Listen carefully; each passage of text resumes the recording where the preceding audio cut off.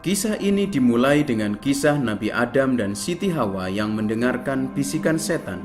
Mereka memakan buah yang dilarang Allah. Ini menyebabkan hubungan dengan Allah rusak. Mereka menjadi makhluk pertama yang mengalami akibat dosa dan rasa malu. Mereka mencoba menutupi diri dengan dedaunan, tetapi Allah tidak berkenan dengan cara mereka. Allah justru menutupi mereka dengan pakaian dari kulit hewan. Allah sendiri membuat korban pertama untuk menutupi rasa malu mereka.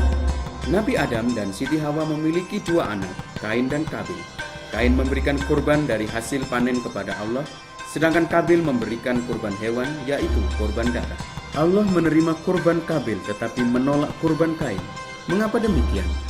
Karena dosa menuntut kematian, yaitu terpisah dari Allah dan harus dibayar dengan nyawa. Karena iri hati, Kain membunuh Kabil dan membawa keturunannya ke jalan dosa. Ratusan tahun kemudian semua menjadi sangat buruk, dan Allah mengatakan tidak seorang pun di bumi layak untuk hidup kecuali Nabi Nuh dan keluarganya. Allah menyuruh Nabi Nuh membuat perahu yang sangat besar dan menyampaikan pesan ini: penghakiman atas dosa akan tiba dan hanya ada satu cara untuk diselamatkan, yaitu dengan masuk ke dalam bahtera. Tetapi mereka tertawa dan memperolok Nabi Nuh hingga hujan turun dan air menyembur dari dalam tanah. Banjir itu membunuh setiap orang dan hewan. Dunia musnah karena dosa. Hanya Nabi Nuh, keluarganya, dan hewan-hewan yang dibawa Allah ke dalam bahtera saja yang diselamatkan. Nabi Ibrahim, yaitu bapak orang beriman, disuruh Allah untuk mengorbankan anaknya. Sebenarnya Nabi Ibrahim merasa berat, tetapi dia patuh kepada Allah dan membuktikan imannya dengan membawa anaknya untuk dikorbankan. Tapi apa yang terjadi? Allah menghentikannya dan menyediakan seekor hewan sebagai gantinya.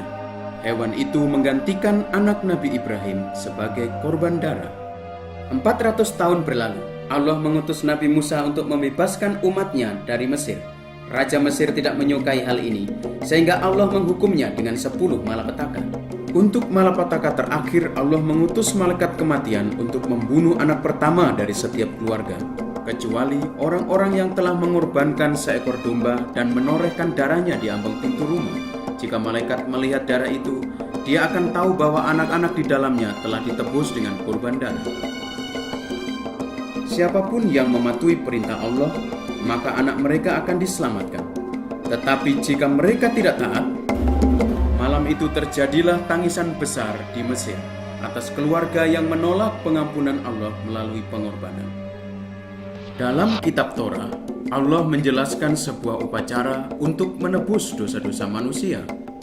Sang pelaku membawa hewan kurban kepada pemimpin agama dan meletakkan tangannya di atas kepala hewan itu yang menyimpulkan dosa. Kemudian hewan itu dikurbankan, darahnya ditumpahkan, dan dosa orang tersebut terampuni. Nabi Daud dan para nabi mengikuti aturan kitab Musa tersebut. Tapi bisakah darah hewan itu benar-benar menebus dosa manusia?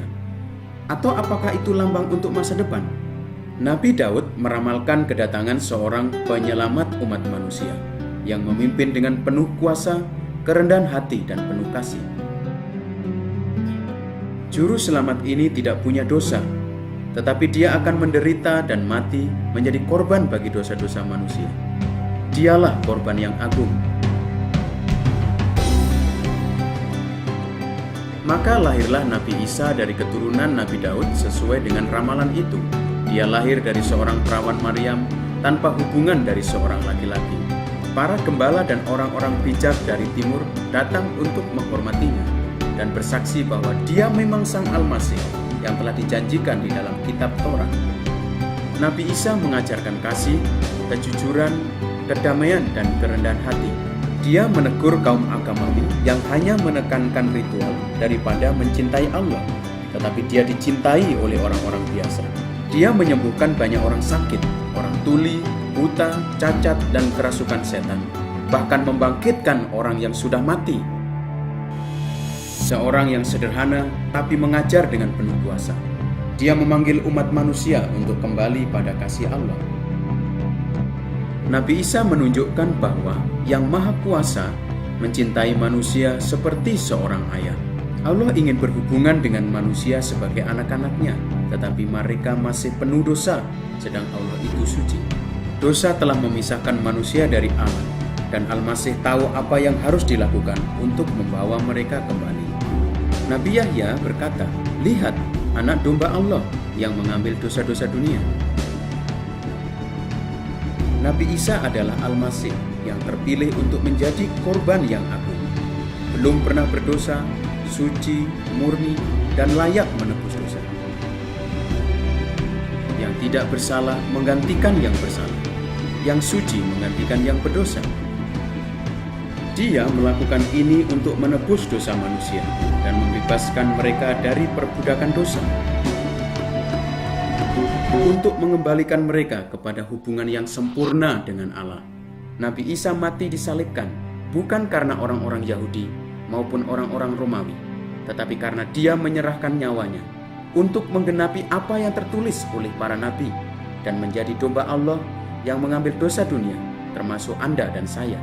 3 hari kemudian Allah membangkitkan dia dari kematian sebagai janji kepada mereka yang percaya kepadanya bahwa mereka juga akan bangkit kembali menuju hidup abadi. Nabi Isa berjanji kepada para muridnya bahwa dia akan kembali lagi, tapi waktu itu sebagai hakim dan raja. Isa Al-Masih adalah hadiah Allah bagi umat manusia agar mereka dapat pengampunan dosa dan keselamatan. Tetapi seperti hadiah lainnya, hadiah itu tidak akan menjadi milik Anda kecuali Anda percaya dan menerimanya.